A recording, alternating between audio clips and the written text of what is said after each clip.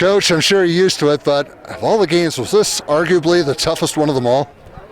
You know, I don't know. I'd have to kind of go back through the Rolodex, which I'm not very good at. And, you know, we talked about our guys not worrying about whatever's happened in the past in the locker room. And sometimes when we're on the streak we are and we've had the championships we had, people focus on, well, you guys have been there before, you'll just get it done. And we told these guys, go get one tonight. And, you know, I don't know if it was the toughest. It was sure tough. It was plenty tough. I don't want any tougher, but our guys, you know, I told them in the locker room before at the beginning of the game that we're a darn tough team, and if we play tough football for 4 quarters, I think we'll end up in a good spot. Anything different from Campbell County compared to the last time a month ago?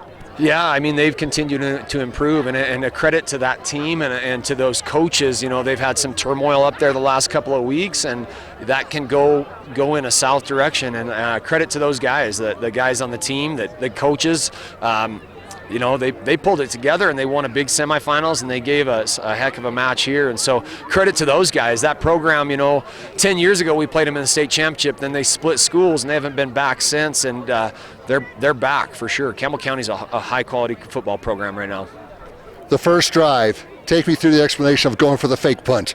You know, it was a team that we knew we would have to score some points because they throw the ball and they're effective, and we had to do a good job of getting them off the field. And so, you know, when we got a punter like Breck Reed and it's the middle of the field position we like, it was a chance we were going to take. We haven't faked a punt all year, but we got number 4 back there. It was worth a shot and it paid off. And, you know, to get that first score on the board was huge. A lot of time-consuming drives, but I think that was planned out that way, wasn't it?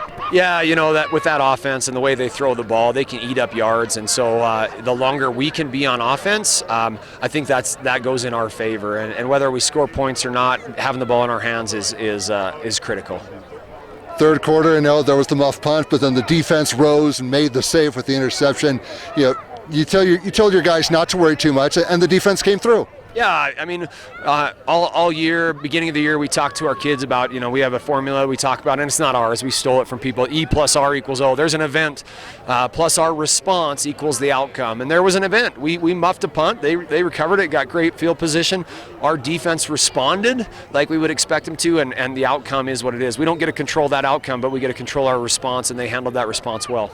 Throughout this season, I know the injury bug invited itself over several times, but thankfully, you know, you had a lot of seniority, a lot of experience. You know, how did you get through all these injury times? It definitely wasn't me that got through it. I would say it was the selflessness of our team and the selflessness of our senior class. Is they didn't care who scored the touchdowns. They didn't care who got in there. They're just selfless, and they didn't care who scored the point. There was just next guy up, and they just got it done. Over these years, you know, big long streak. I know your guys you've told your guys not to buy into it, but okay, now season's over, now you buy into it. You know, what can you say about going this long on a streak? Credit goes to these guys.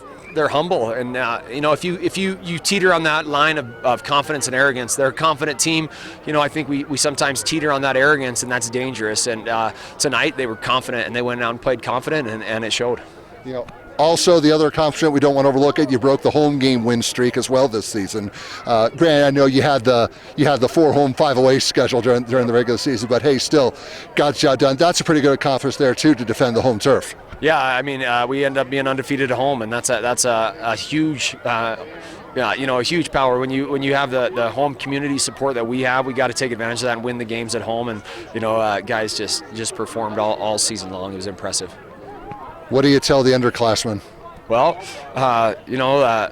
The only thing we have in common with our opponents is time, and that time starts now. What are we going to do between now and, you know, next August? I think it's 12th, and what are we going to do with our time? And we've got to take advantage of our time and become better athletes, better young men, stronger, hungrier, and just go get it.